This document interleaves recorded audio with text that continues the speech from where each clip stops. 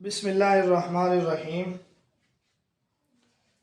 آج اصول حدیث میں ہم اعتبار کے بارے میں پڑھیں گے۔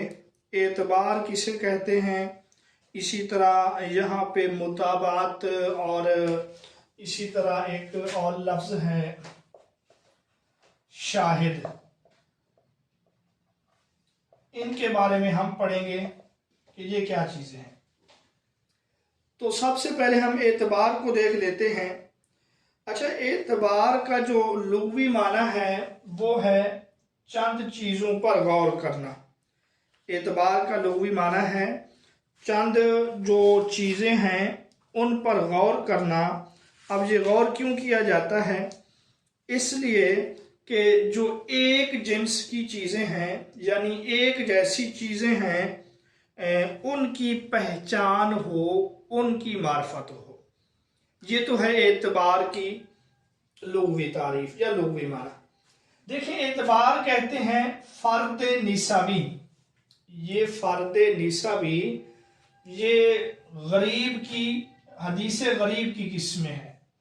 آپ نے پڑھا ہوگا پیچھے کہ جو غریب ہے حدیث، اس کی دو قسمیں تھیں، فرد مطلق اور دوسری قسم جو ہے وہ ہے فرد نسبی، یعنی جس کا راوی ایک ہو۔ غریب اس روایت کو کہتے ہیں جس کا راوی ایک ہو۔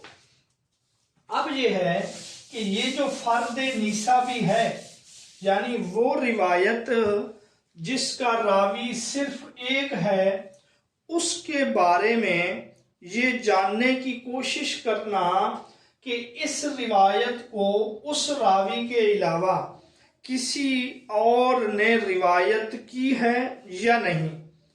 اگر کسی نے روایت کی ہے تو پھر اس فرد نسبی کے موافق ہے یا مخالف ہے۔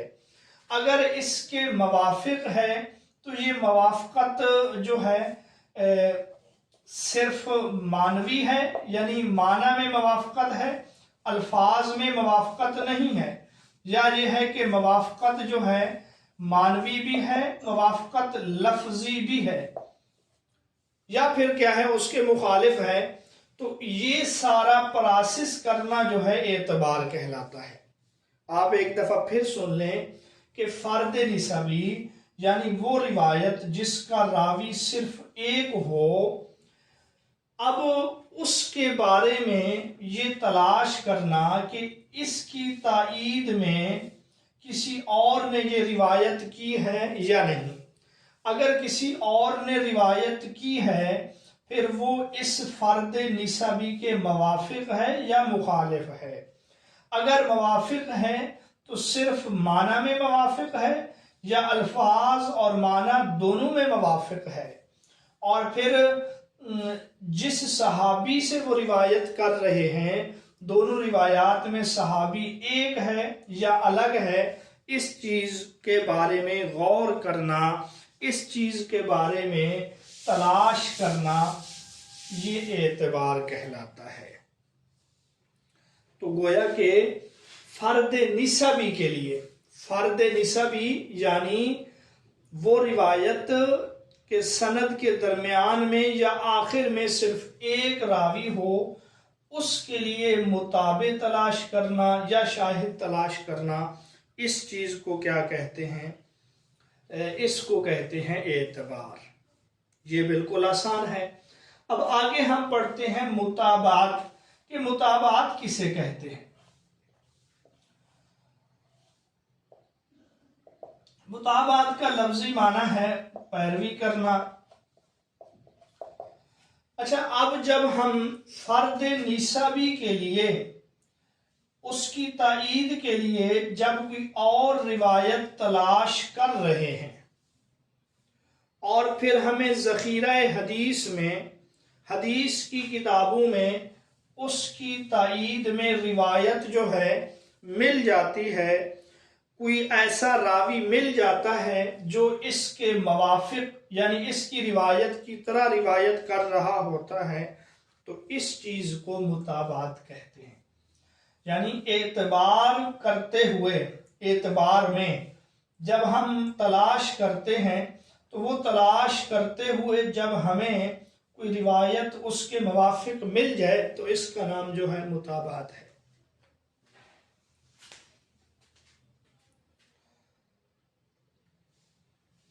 تو جب روایت اس کے موافق ہمیں مل جائے تو اس روایت کو جو ہے متابع کہتے ہیں، اس میں فاعل کا صیغہ ہے، اور دوسرا ہے متابع، اس میں مفعول کا صیغہ۔ اب ان میں فرق یہ ہے کہ وہ جو دوسری روایت ہمیں تلاش کرنے سے ملی ہے وہ ہے متابع، اور جس کے لیے ہم تلاش کر رہے تھے، یعنی وہ جو پہلے فرد نسبی ہے جس کے لیے ہم تلاش کر رہے تھے وہ ہے متابع۔ اس کو متابع اس لیے کہتے ہیں کہ اس نے پیروی کی ہے اس کی، تو متابع کا معنی پیروی کرنے والا، موافقت کرنے والا۔ تو چونکہ موافقت اس کی ہوئی، یہ اس میں مفعول ہے، اس وجہ سے اس کو کیا کہیں گے؟ متابع کہیں گے۔ تو اب ہم متابع اور متابع کی تعریف کریں تو ہم کیا کہیں گے کہ متابع جو ہے وہ حدیث ہے جس کو اس کے راوی لفظاً یا معناً کسی دوسری روایت کے موافق نقل کرے، اور متابع وہ روایت ہے جس کے موافق وہ روایت نقل کی گئی ہو۔ تو یہ اعتبار ہم نے پڑھ لیا کہ غور و فکر کرنا، یعنی جب ایک راوی روایت کر رہا ہو تو یہ تلاش کرنا اس کے موافق کوئی اور بھی روایت کر رہا ہے یا نہیں کر رہا، موافقت ہے یا نہیں، تو اس کو کیا کہتے ہیں؟ اعتبار کہتے ہیں۔ اور پھر اگر اس کے موافق کوئی روایت مل جائے تو اس کو متابعت کہتے ہیں۔ وہ جو روایت مل گئی ہے اس کو متابع کہیں گے، اور پہلی جو روایت ہے اس کو متابع کہیں گے۔ اچھا، آگے ہیں متابعت کی قسمیں ہیں۔ متابعت کی دو قسمیں ہیں۔ پہلی قسم کا نام ہے متابعت تامہ، اور دوسری قسم کا نام ہے متابعت قاصرہ۔ ہر ایک کی ہم تعریف پڑھیں گے، پہلے صرف آپ نام دیکھ لیں۔ ایک قسم کا نام ہے متابعت تامہ اور دوسری قسم کا نام ہے متابعت قاصرہ۔ سب سے پہلے ہم جو ہے متابعت تامہ کے بارے میں پڑھیں گے کہ راوی نے جو حدیث جس شیخ کے واسطے سے نقل کی ہے، یہ دیکھیں، ہم اس کو مثال سے بھی سمجھیں گے۔ راوی نے جو حدیث جس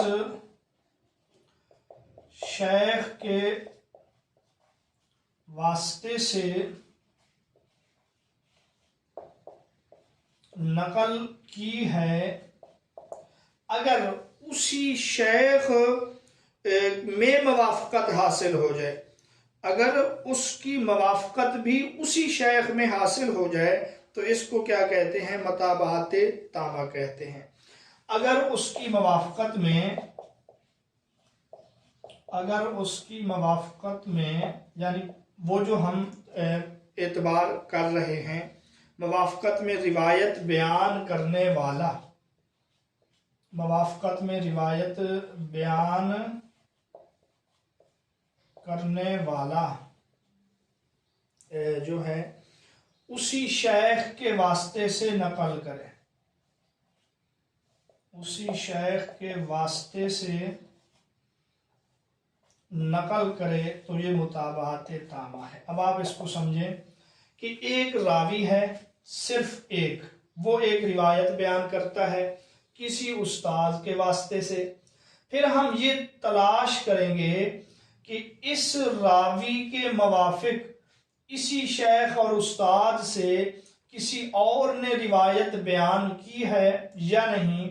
اگر دوسرا راوی اسی شیخ کے واسطے سے بیان کرے تو اس کو کیا کہیں گے؟ موافقت یا متابعت تامہ۔ اور دوسری جو ہے نا متابعت قاصرہ، آپ اس کو یہاں سے سمجھ سکتے ہیں کہ راوی نے جو حدیث جس شیخ کے واسطے سے نقل کی ہے تو یہاں اس شیخ میں موافقت نہ ہو، راوی کے استاد میں موافقت نہ ہو، بلکہ آگے جا کر کسی اور جگہ پر موافقت ہو، تو اس کو جو ہے موافقت قاصرہ کہیں گے۔ اب جب ہم اس کو مثال سے سمجھیں گے تو بالکل آپ کے لیے اس کو سمجھنا آسان ہو جائے گا۔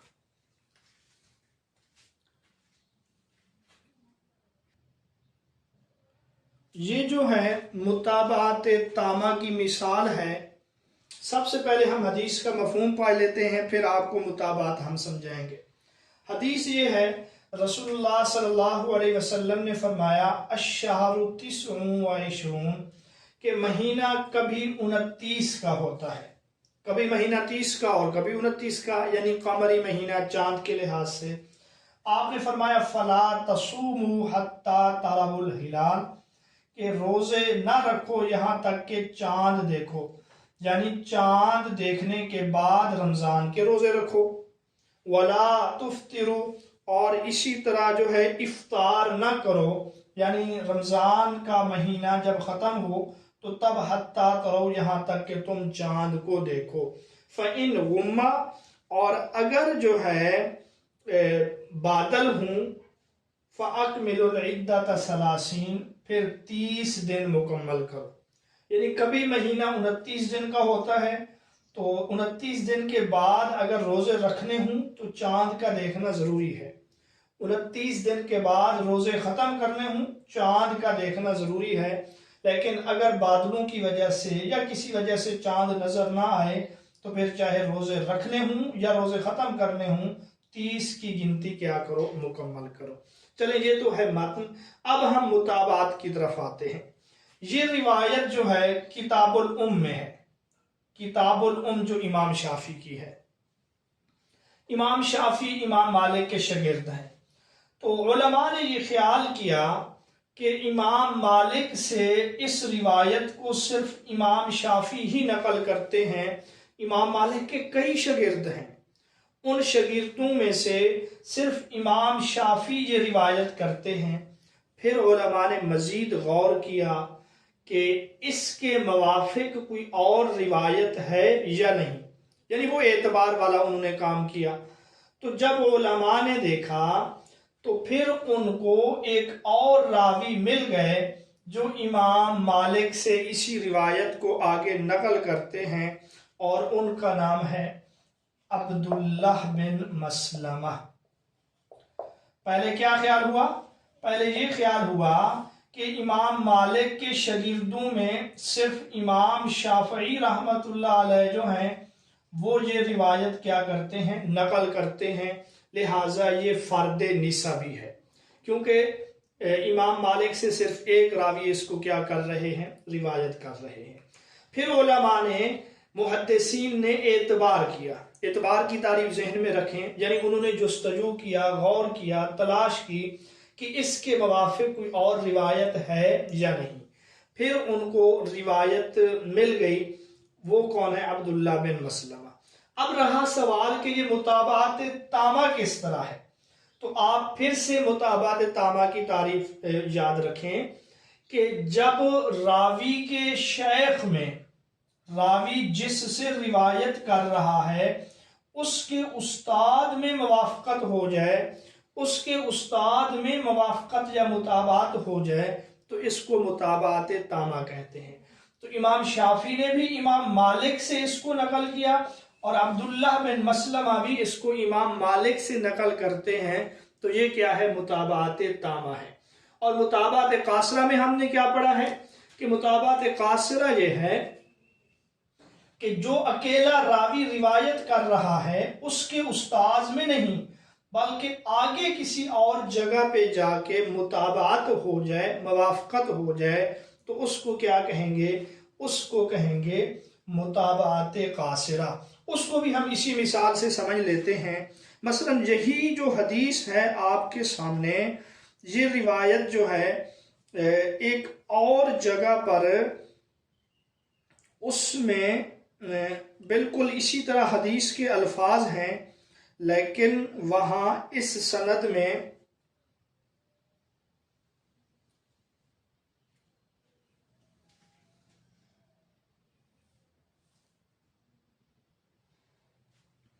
یہاں پر جو عبداللہ بن دینار ہے نا، عبداللہ بن دینار شاگرد ہیں حضرت عبداللہ بن عمر کے، تو ایک اور سند اس کی ہے، اس میں کون ہے؟ عبداللہ بن دینار کی جگہ اس سند میں آتے ہیں محمد بن زید، یہ ایک اور راوی ہیں محمد بن زید۔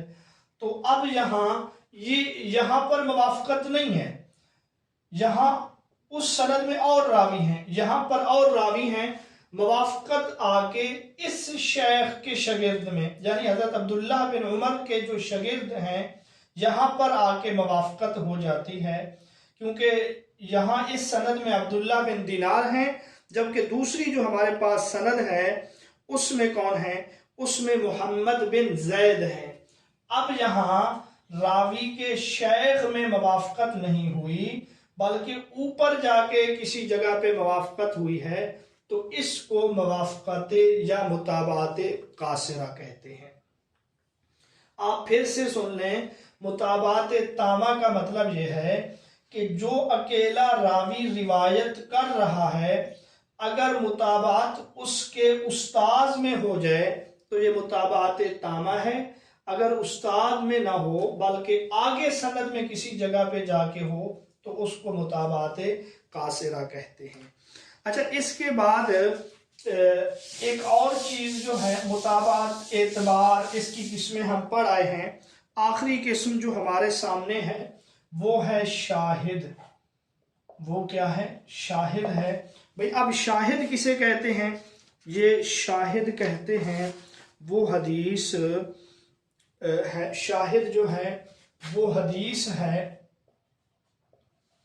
جس کو راوی لفظاً یا معناً دوسرے کے موافق روایت کرے مگر دونوں روایات الگ الگ صحابی سے ہوں۔ دونوں روایات کیا ہوں؟ دونوں روایات الگ الگ صحابی سے ہوں۔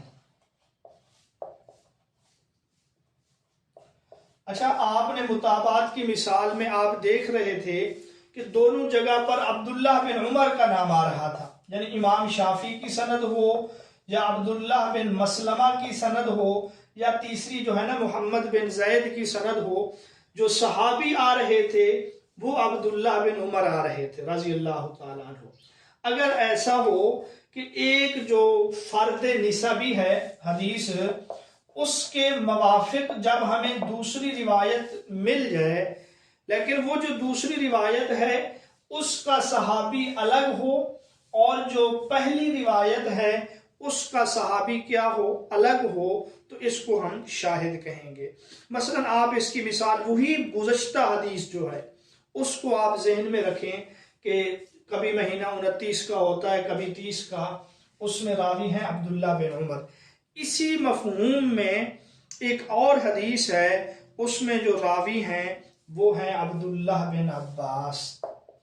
عبداللہ بن عباس رضی اللہ تعالیٰ عنہ راوی ہیں، وہ فرماتے ہیں کہ رسول اللہ نے فرمایا کہ اگر بادل وغیرہ ہوں تو فَأَكْمِلُوا الْعِدَّةَ ثَلَاثِينَ، تو تم جو ہے 30 دن مکمل کرو۔ تو پہلے راوی عبداللہ بن عمر تھے، دوسری جگہ پہ راوی جو ہیں عبداللہ بن عباس ہیں، تو اس کو ہم کیا کہیں گے؟ اس کو ہم کہیں گے شاہد۔ تو آپ پھر شاہد کی تعریف سنیں۔ شاہد وہ حدیث ہے جس کو راوی حدیث غریب کے موافق نقل کرے لیکن دونوں روایات الگ الگ صحابی سے مروی ہوں، تو اس کو ہم کیا کہیں گے؟ شاہد کہیں گے۔ تو آج کے سبق میں ہم نے اعتبار، متابعت، متابع، متابع، متابعت تامہ، متابعت قاصرہ اور شاہد، یہ چیزیں ہم نے پڑھی ہیں۔